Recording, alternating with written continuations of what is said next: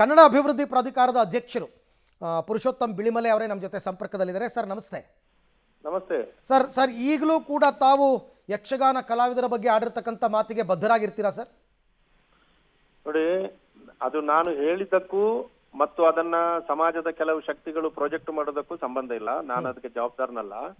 ನಾನು ಹೇಳಿದ್ದು ಸುಮಾರು 6 ತಿಂಗಳುಗಳ ಕಾಲ ಮನೆಯಿಂದ ಹೊರಟ ಕಲಾವಿದರು 6 ತಿಂಗಳು ಆದ ಮೇಲೆ ಮನೆಗೆ ಬರುವ ನಡುವಿನ ಒಂದು ಸುದೀರ್ಘವಾದ ಪಯಣ ಇದೆಯಲ್ಲ, ಆ ಪಯಣದಲ್ಲಿ ಕಲಾವಿದರು ಅನುಭವಿಸುವ ಬಿಕ್ಕಟ್ಟುಗಳು, ಅವರ ಸಂಕಷ್ಟಗಳು, ಅವರ ಇತರ ವ್ಯವಹಾರಗಳು, ಮತ್ತೆ ದೈಹಿಕ ಕಾಮನೆಗಳು ಸೇರಿದ ಹಾಗೆ, ಕಾಮವೂ ಸೇರಿದ ಹಾಗೆ, ಇದು ಕರ್ನಾಟಕದ ಮತ್ತು ಕರಾವಳಿ ಕನ್ನಡದ ಲೇಖಕರ ಗಮನಕ್ಕೆ ಯಾಕೆ ಬರಲಿಲ್ಲ?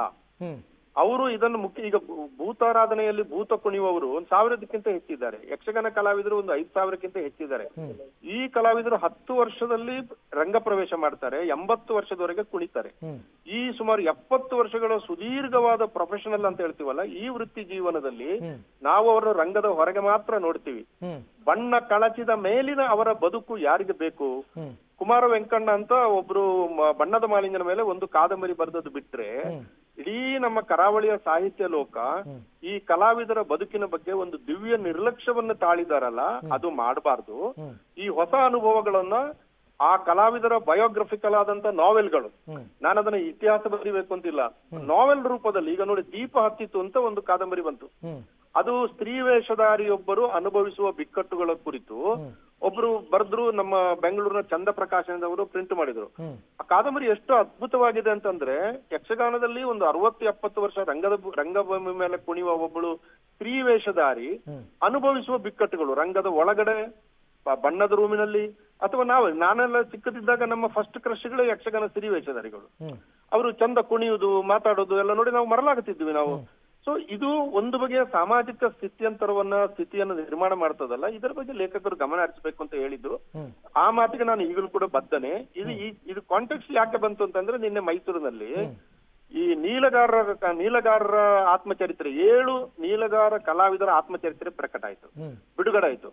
ಅದು ಎಷ್ಟು ಅದ್ಭುತವಾಗಿದೆ ಅಂದ್ರೆ, ದೀಕ್ಷೆ ತಕೊಂಡ ನೀಲಗಾರರು ಮನೆ ಮನೆಗೆ ಭಿಕ್ಷಕ ಹೋಗುವಾಗ ಸದಾ ನಿರಂತರವಾಗಿ ಚಲನೆಯಲ್ಲಿದ್ದಾಗ ಅವರ ಬದುಕು ಹೆಂಗಿರ್ತದೆ ಎಂಬುದನ್ನು ಹೇಳುವುದು ಅವರ ಬಹಳ ಅದ್ಭುತವಾಗಿದೆ. ಅವರ ಈಗ ಮದುವೆ ಆಗಿ ಮರುದಿವಸ ಮನೇಲಿ ಇರ್ಬೇಕಾ, ಆದ್ರೆ ಈ ಕಲಾ ಇವರು ಭಿಕ್ಷೆಗೆ ಹೋಗ್ಲೇಬೇಕು ಮರುದಿವಸ.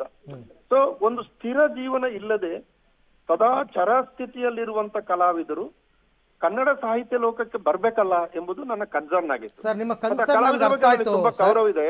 ಸರ್, ನಿಮ್ಮ ಕನ್ಸರ್ನ್ ನನ್ಗೆ ಅರ್ಥ ಆಯ್ತು. ಜಾನಪದ ಕಲಾವಿದರು ಅನುಭವಿಸುವ ಕಷ್ಟ ಕೋಟಲೆಗಳನ್ನ ಬೆಳಕಿಗೆ ತರಬೇಕು, ಹೊರ ಜಗತ್ತಿಗೆ ತೋರ್ಪಡಿಸಬೇಕು ಅಂತಕ್ಕಂಥದ್ದು ಒಪ್ಕೋತೀನಿ.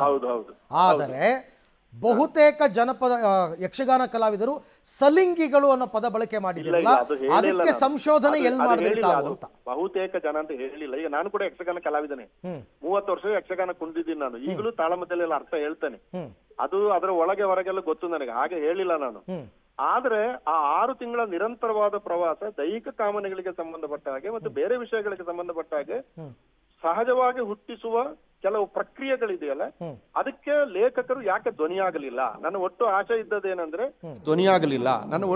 ಇದ್ದದೇನೆಂದ್ರೆ ಕಲಾವಿದರ ಬದುಕಿಗೆ ಲೇಖಕರು ಅಕ್ಷರವಾಗಬೇಕು ಅಂತ. ಈ ಅಕ್ಷರವಾಗುವುದರಲ್ಲಿ ಹಿಂಜರಿಕೆ ಯಾಕೆ ಅಂತ ನಾನು ಲೇಖಕರಿಗೆ ಪ್ರಶ್ನೆ ಕೇಳಿದ್ದೆ ವಿನ. ಈಗ ಗಡಿ ಕಾಯುವಂತಹ ಯೋಧ ವರ್ಷಾನ್ಗಟ್ಟಲೆ ಎಲ್ಲವರು ಅಲ್ಲ ಅಂತ ಇಲ್ಲ ಅದು ಹಂಗೆ ಬಂದಿದ್ರೆ ತಪ್ಪದು, ಹಾಗೆ ಆ ಅರ್ಥ ಬಂದ್ರೆ ತಪ್ಪು. ನಾನು ಹಾಗೆ ಹೇಳಿಲ್ಲ. ಬಟ್ ಈ ತರದ ಅನುಭವ ಇರುವ ಅನೇಕ ಹಿರಿಯ ಕಲಾವಿದರು ನನಗೆ ಗೊತ್ತಿದೆ. ನಾನು ಅವರ ಹೆಸರು ಹೇಳಿದ್ರೆ ಮತ್ತೆ ಅವಮಾನ ಆಗ್ತದೆ, ಅದು ಹೇಳಲ್ಲ. ಎಲ್ಲರೂ ಅಲ್ಲ, ಎಲ್ಲರೂ ಹಾಗಿರುವುದಿಲ್ಲ. ಈಗಂತೂ ಯಕ್ಷಗಾನ ಕಲಾವಿದರು ಉತ್ಕೃಷ್ಟ ಸ್ಥಿತಿಯಲ್ಲಿದ್ದಾರೆ.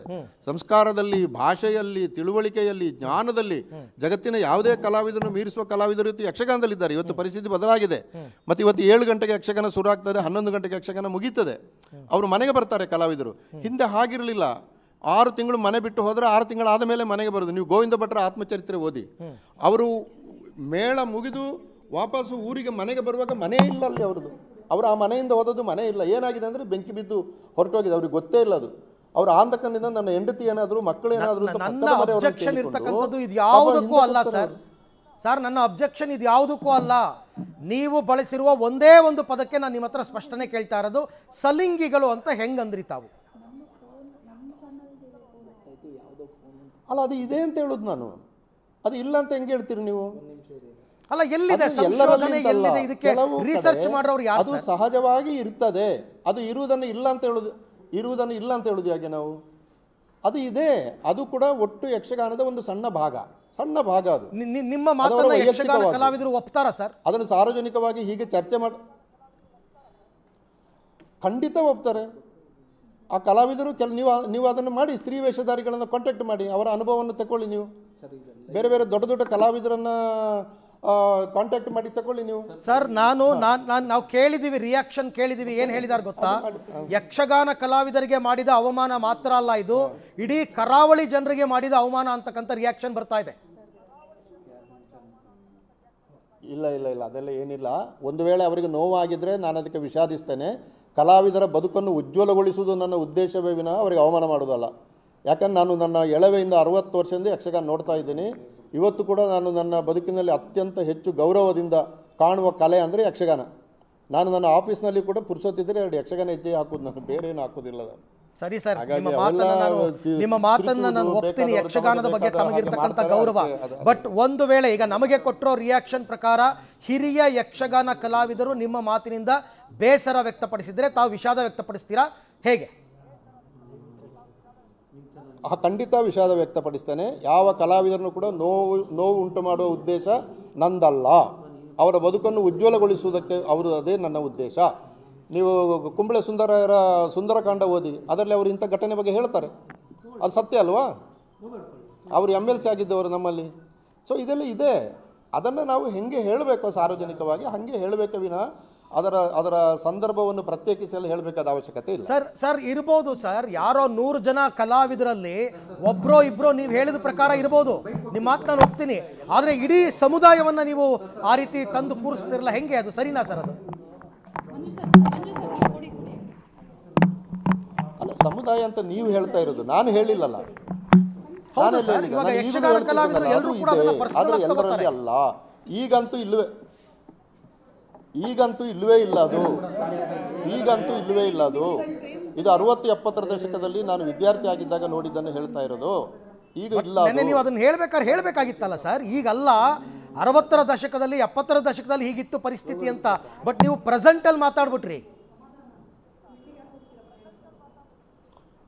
ನೀವು ಅಲ್ಲಿ ಪೂರ್ತಿ ವಿಡಿಯೋ ನೋಡಿಲ್ಲ ನೀವು? ಹಾಗಾದ್ರೆ ವಿಡಿಯೋ ನಾವು ಪ್ರಸಾರನೆ ಮಾಡಿದ್ದೀವಿ. ಯಾರು ವಿಡಿಯೋ ಮಾಡಿದ್ದಾರೆ? ಮೈಸೂರು ಯೂನಿವರ್ಸಿಟಿ ಅವರು. ನಾನು ಅಲ್ಲಿ ಏನು ಹೇಳಿದ್ದೇನೆ ಎಂಬುದನ್ನು ಪೂರ್ತ ತರಿಸಿ, ಅದು ಎಡಿಟೆಡ್ ನೋಡಿದ್ದೇನೆ ನಾನು, ಪೂರ್ತಿ ಇಲ್ಲ ಅದರಲ್ಲಿ.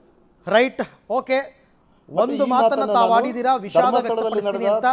ಥ್ಯಾಂಕ್ ಯು ಪುರುಷೋತ್ತಮ್ ಬಿಳಿಮಲೆ ಅವರೇ. ಪಬ್ಲಿಕ್ ಟಿವಿ ಜೊತೆ ಮಾತನಾಡಿದ್ದಕ್ಕೆ ಧನ್ಯವಾದ. ಸ್ವಲ್ಪ ಮಾತನ್ನ ಈಗ ಅವರು ಬೇರೆ ರೀತಿ ಆಡ್ತಾ ಇರ್ತಕ್ಕಂಥದ್ದನ್ನ ತಾವು ಅರ್ಥ ಮಾಡ್ಕೋಬೇಕು. ಅವ್ರು ಹೇಳ್ತಾ ಇದ್ದಾರೆ ಈಗಿಲ್ಲ ಸಲಿಂಗ ಅಂತಕ್ಕಂಥದ್ದು, ಸಲಿಂಗ ಕಾಮ ಯಕ್ಷಗಾನ ಕಲಾವಿದರಲ್ಲಿ ಈಗಿಲ್ಲ, 60-70ರ ದಶಕದಲ್ಲಿತ್ತು. ಅದಕ್ಕೆ ಸಂಬಂಧಪಟ್ಟಂತೆ ಕಾದಂಬರಿಗಳು ಬಂದಿವೆ. ಕ್ಷಮೆ ಕೇಳ್ತೀನಿ ಅಂತ ಹೇಳಿದ್ದಾರೆ. ಪಬ್ಲಿಕ್ ಟಿವಿ ಮುಖಾಂತರ ಅವರು ವಿಷಾದ ವ್ಯಕ್ತಪಡಿಸಿದ್ದಾರೆ. ಯಕ್ಷಗಾನ ಕಲಾವಿದರು ಸಲಿಂಗಿಗಳು ಅನ್ನೋ ಪದ ಬಳಕೆ ಪುರುಷೋತ್ತಮ್ ಬಿಳಿಮಲೆ ಅವರದ್ದು. ಈಗ ಪಬ್ಲಿಕ್ ಟಿವಿಯಲ್ಲಿ ವಿಷಾದ ವ್ಯಕ್ತಪಡಿಸಿದ್ದಾರೆ. ನನಗೆ ಯಾರನ್ನೂ ನೋಯಿಸುವ ಉದ್ದೇಶ ಹೊಂದಿರಲಿಲ್ಲ. ವಿವಾದದ ಬಳಿಕ ವಿಷಾದವನ್ನು ವ್ಯಕ್ತಪಡಿಸಿದ್ದಾರೆ ಪುರುಷೋತ್ತಮ್ ಬಿಳಿಮಲೆ. ಯಕ್ಷಗಾನ ಕಲಾವಿದರ ಬಗ್ಗೆ ಅವರು ವಿವಾದಾತ್ಮಕ ಹೇಳಿಕೆಯನ್ನು ನಿನ್ನೆಯಷ್ಟೇ ಮೈಸೂರಿನಲ್ಲಿ ಕೊಟ್ಟಿದ್ರು. ಜನಪದ ವಿದ್ವಾಂಸರು, ಸಂಶೋಧಕರು. ಬಟ್ ಈ ಥರದ ಮಾತನ್ನು ಆಡಿರ್ತಕ್ಕಂಥದ್ದು ಇರ್ಬೋದು. ನಾನು ಇಲ್ಲ ಅಂತ ಹೇಳ್ತಾ ಇಲ್ಲ. 100ರಲ್ಲಿ ಯಾರೋ ಒಬ್ಬರೋ ಇಬ್ಬರು ಇದ್ದಿರಬಹುದು, ನನಗೆ ಗೊತ್ತಿಲ್ಲ. ಹಾಗಂತ ಇಡೀ ಯಕ್ಷಗಾನ ಕಲಾವಿದರಿಗೆ ಅವಮಾನ ಮಾಡ್ತಕ್ಕಂಥದ್ದು ಎಷ್ಟರ ಮಟ್ಟಕ್ಕೆ ಸರಿ?